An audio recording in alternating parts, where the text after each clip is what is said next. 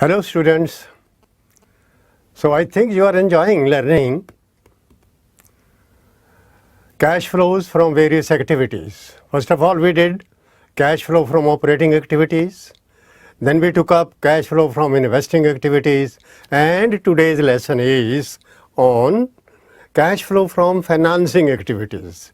This is the last of these three activities: operating, investing and financing. What are the various cash flows from financing activities? See, these cash flows are, various cash flows from financing activities are, we can say inflows are issue of shares, equity shares,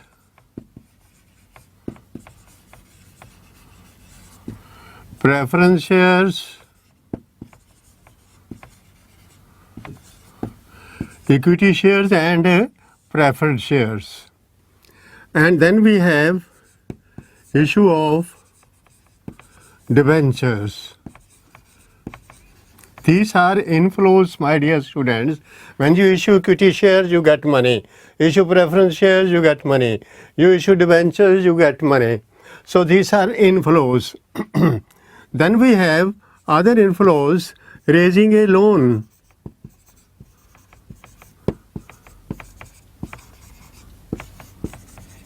say from banks,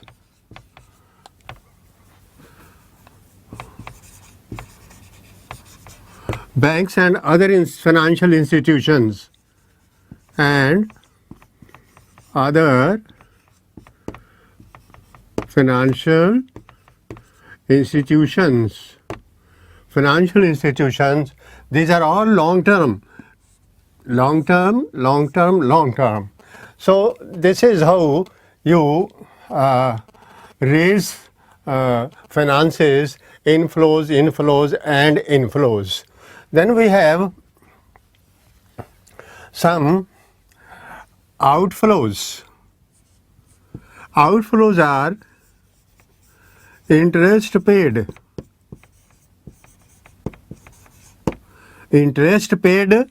on debentures, on loans. This is amount of interest paid. And then we have number 5, dividend paid.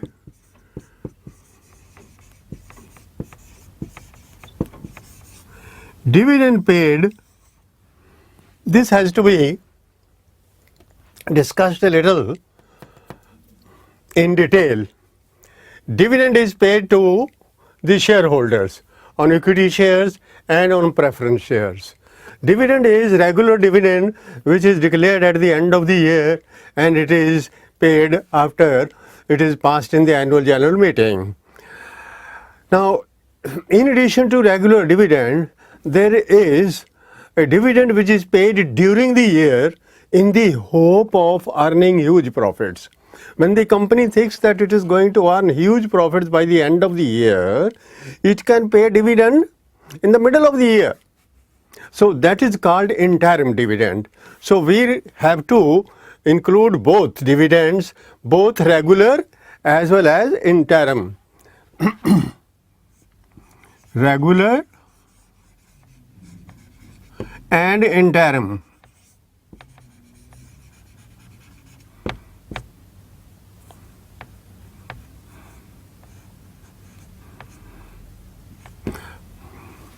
Dividend paid will come. Here again, sometimes you are not given the amount of dividend paid and it is a missing figure. It has to be calculated.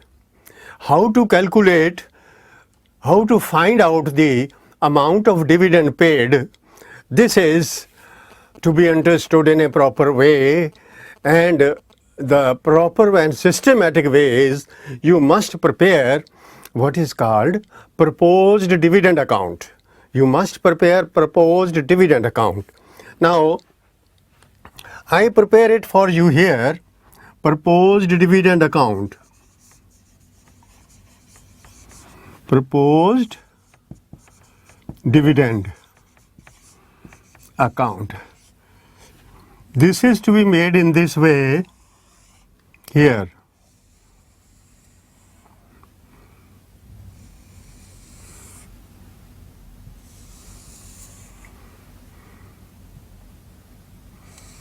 This is proposed dividend account. Now in this account you will be given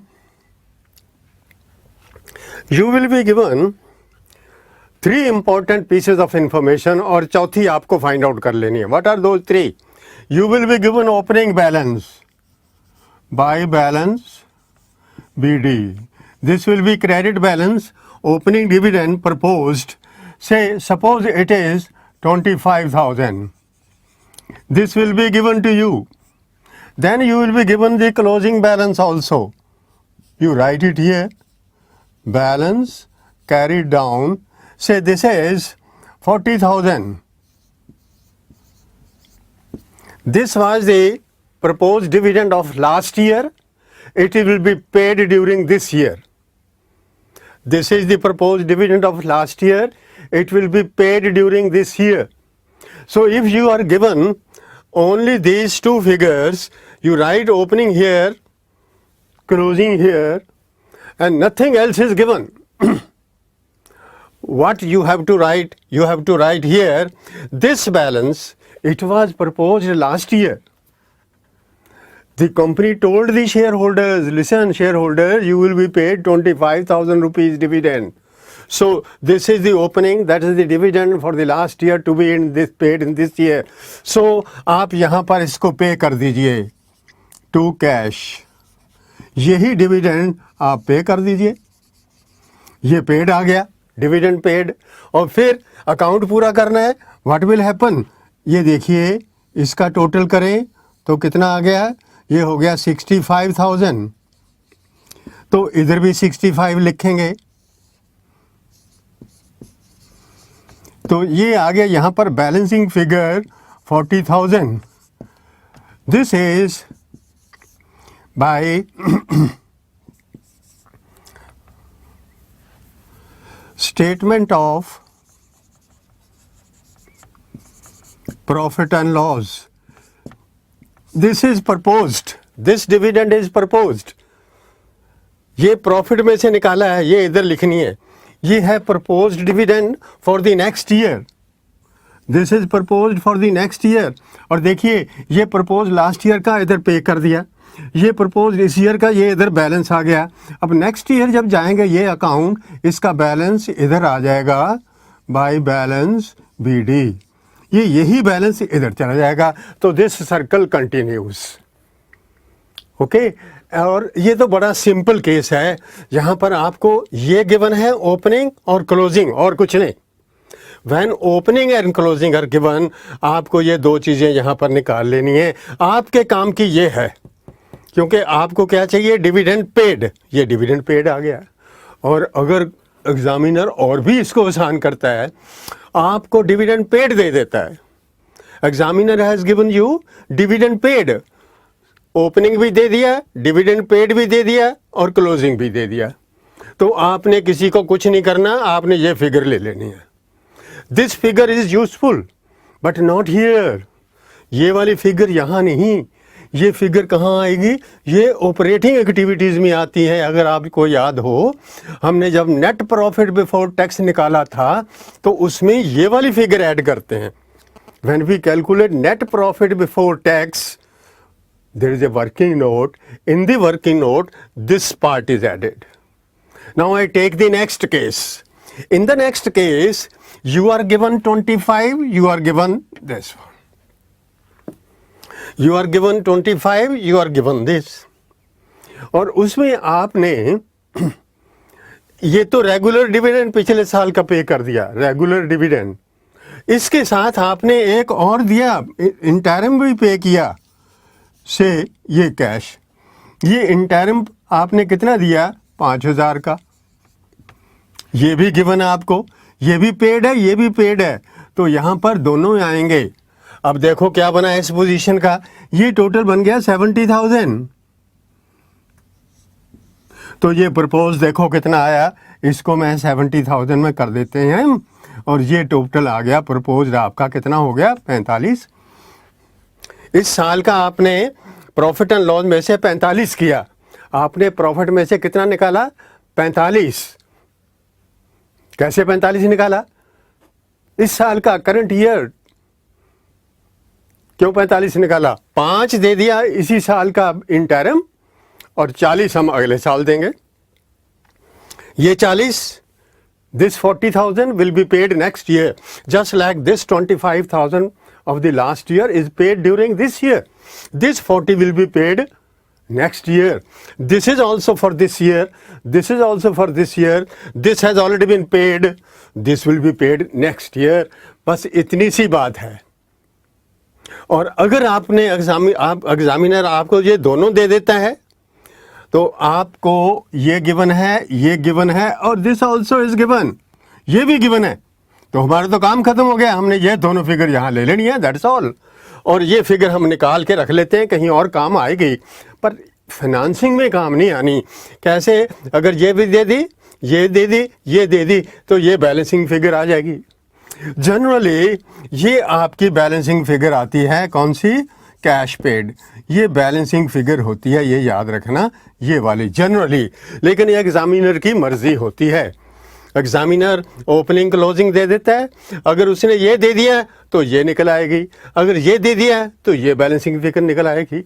this is the correct way of finding out how much dividend has been paid, both including both regular dividend as well as interim dividend. So that was about dividend paid. इसके बाद हम दूसरी items लेते हैं। Interest paid आ गया, dividend paid आ गया, इसके साथ है हमारे पास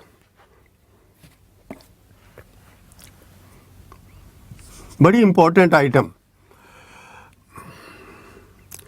कुछ होते हैं, share issue expenses.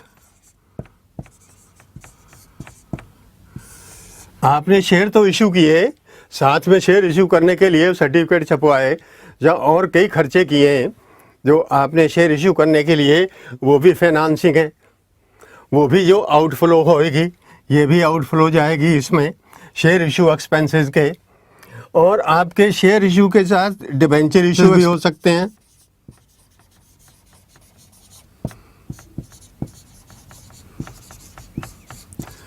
Debenture issue expenses ये भी आपके फाइनेंसिंग आउटफ्लो है।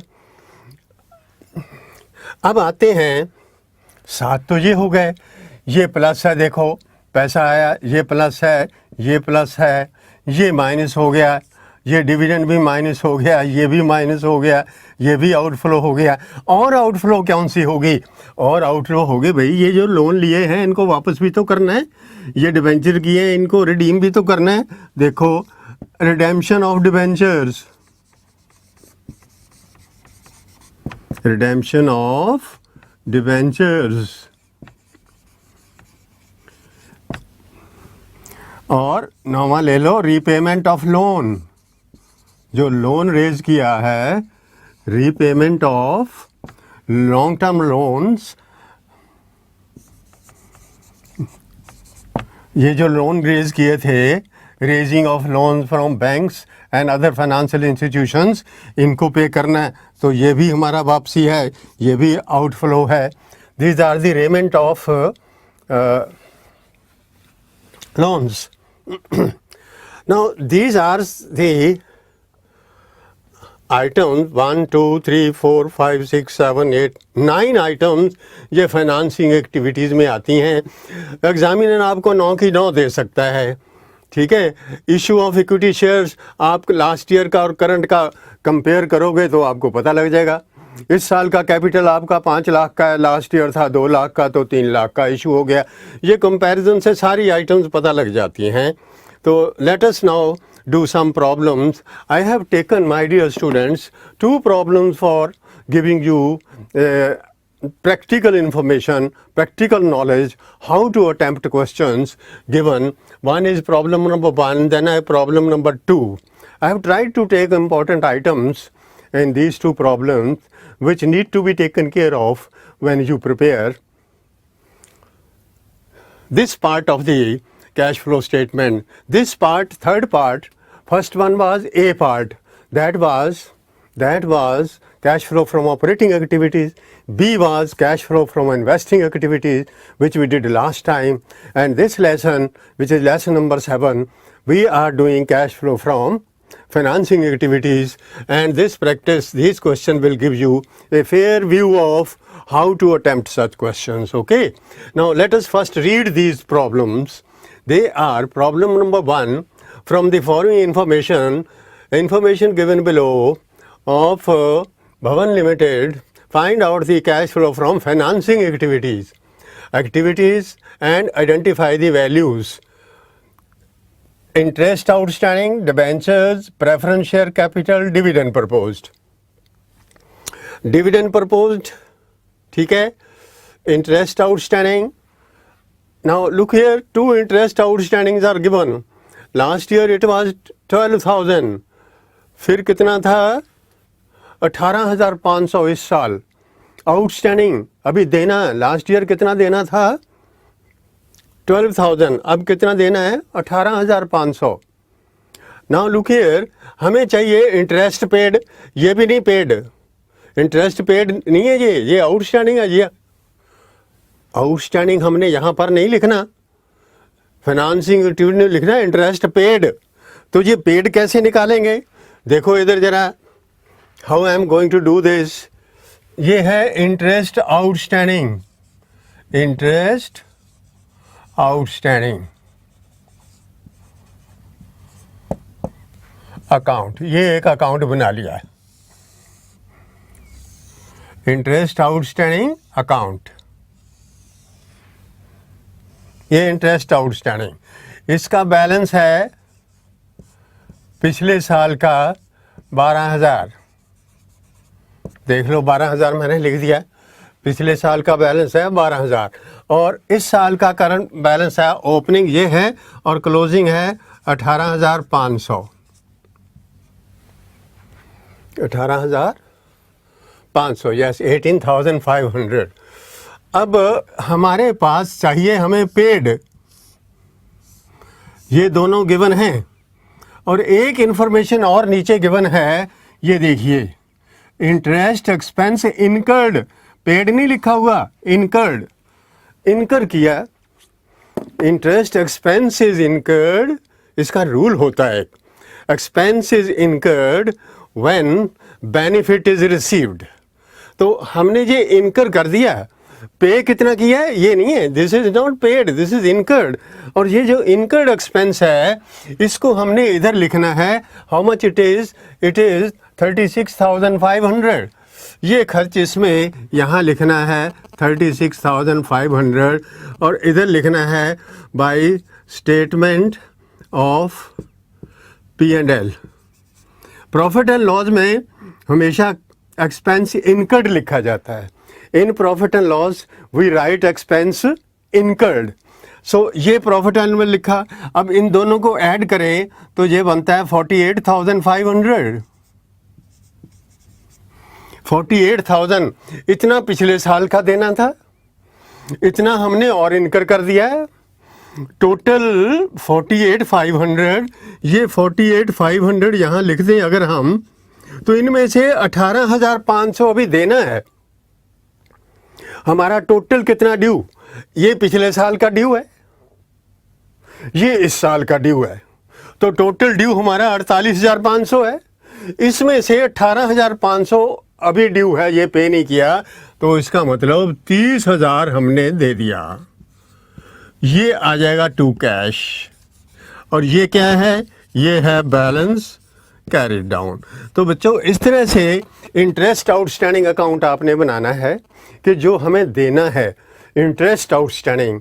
देखो बिल्कुल वैसा ही लगा जैसा प्रपोज डिविडेंड, उसमें भी ओपनिंग बैलेंस क्लोजिंग बैलेंस, इधर P&L हो गया, इधर पेड आ गया, बिल्कुल वैसा ही बन गया.